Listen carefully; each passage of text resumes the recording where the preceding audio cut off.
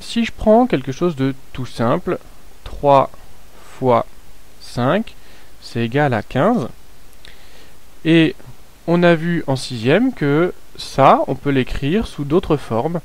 Notamment si on s'intéresse au 3, on peut écrire que 3, c'est égal à 15 divisé par 5. C'est-à-dire que 3, c'est le quotient de 15 par 5. On peut aussi écrire, si on s'intéresse plutôt au 5 ici dans ce calcul, que 5, c'est égal à 15 divisé par 3. Alors, on va utiliser ça, ce rappel sur la division que tu connais depuis la sixième, pour trouver la règle des signes pour la division. Alors, je te propose plusieurs divisions. Donc, la première, c'est 4 fois quelque chose égale 12. Alors, c'est pas très compliqué. 4 fois 3 me donne 12. Et donc, je vais chercher à isoler le 3. Et donc, je vais pouvoir dire que mon 3, là, c'est égal, sous la forme d'un quotient, à 12 divisé par 4. Ok. On continue, on passe à la ligne suivante. 5 fois quelque chose, moins 5 pardon, fois quelque chose, est égal à 30. Alors, au niveau de la valeur, on sait qu'ici on va devoir mettre un 6, parce que 5 fois 6, ça fait 30. Maintenant, au niveau du signe, si j'ai un négatif fois un positif, ça va pas me faire 30, mais ça va me faire moins 30.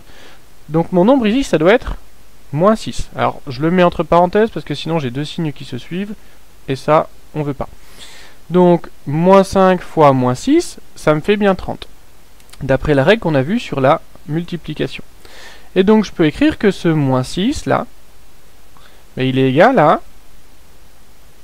30 divisé par moins 5. Ok. Maintenant, passons au troisième exemple. 8 fois quelque chose égale moins 16. Alors, normalement, tu l'as deviné assez rapidement par toi-même. Le résultat, c'est moins 2. 8 fois moins 2 égale moins 16. 8 fois 2, ça me donne 16. Et un positif fois un négatif pour trouver le signe négatif. On peut donc écrire que moins 2, sous la forme d'un quotient. Tiens, on va changer, on va écrire avec une barre de fraction. C'est la même chose, mais ça nous permettra de changer un petit peu. C'est égal à moins 16 sur 8. Bon, c'est bien pareil que d'écrire moins 16 divisé par 8. Hein. Ça n'a rien changé là. On passe au dernier. Donc, je voudrais avoir moins 27 en multipliant quelque chose par moins 9. Donc, ce sera 3. Alors, pour les signes, si je mets un positif fois un négatif, ça donne bien négatif. Donc, c'est bien 3 et pas moins 3.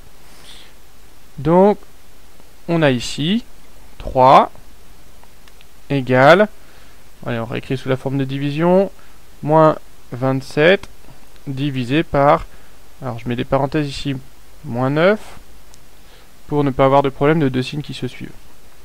Alors à partir de ces 4 exemples, on va pouvoir trouver la règle. Alors si on regarde ici, quand je divise un nombre positif par un nombre positif, mon résultat est positif. Quand je divise un nombre positif par un nombre négatif, mon résultat est négatif. Je continue. Si je divise un nombre négatif là-haut, un nombre négatif divisé par un nombre positif, alors je peux aussi le mettre sous la forme de division, hein, c'est pareil, ça me donne un résultat de nouveau négatif. Et pour terminer, si je divise un négatif par un négatif, mon résultat, lui, est positif. Alors, cette règle, elle doit te faire penser à une règle que tu connais déjà. On va regarder un petit peu en détail. Si je divise deux nombres de même signe, par exemple, je divise deux nombres positifs, ou alors je divise deux nombres négatifs, mon résultat est à chaque fois positif. Par contre, si maintenant je divise deux nombres de signes contraires. C'est ce qu'on a fait dans cet exemple-là et dans cet exemple-là. Mon résultat est négatif. On retrouve exactement la même règle que pour la multiplication.